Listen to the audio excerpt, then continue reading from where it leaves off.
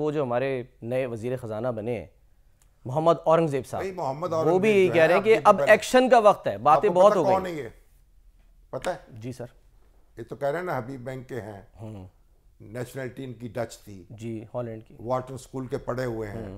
हमारे अताउल्ला तारड़ साहब भी बड़ा रोब जमा रहे थे उनका, फिर वार्टन बिजनेस स्कूल के पढ़े हुए हैं।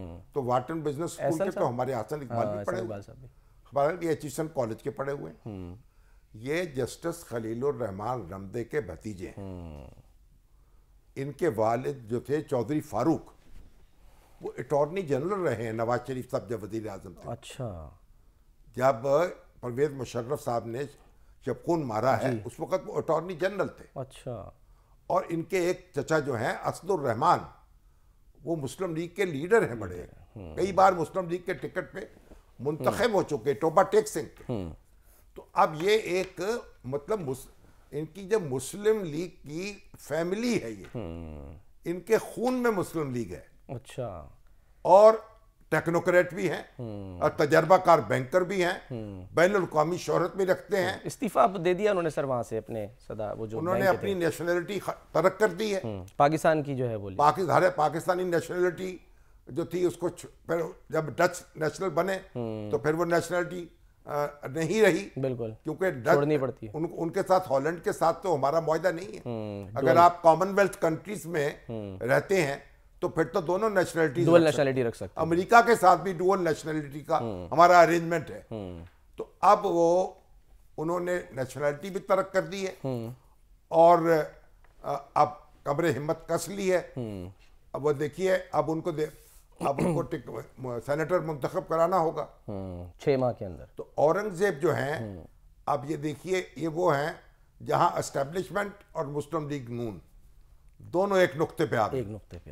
तो औरंगजेब जो हैं वो मुस्लिम लीगी घराने से ताल्लुक है उनका, इसलिए कोई अजनबी नहीं है। सही। अब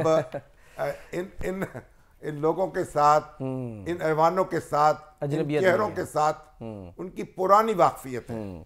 और बरल यहाँ और सर ब्लूमबर्ग ने ये कहा है कि जी इनकी जो यानी कि अपॉइंटमेंट है वो बड़ी यानी कि खुशाइंद है, अच्छा मैसेज है। एग्जैक्टली। क्योंकि इसलिए देखिए, इसहाक डार साहब जो थे वो बातों का जज्बाती हो जाते थे। फिर उन्होंने जिस तरीके से प्रोग्राम को डील किया, IMF को, वो उनका जो स्टाइल था वो कोई वहाँ कोई पसंद नहीं किया जाता था।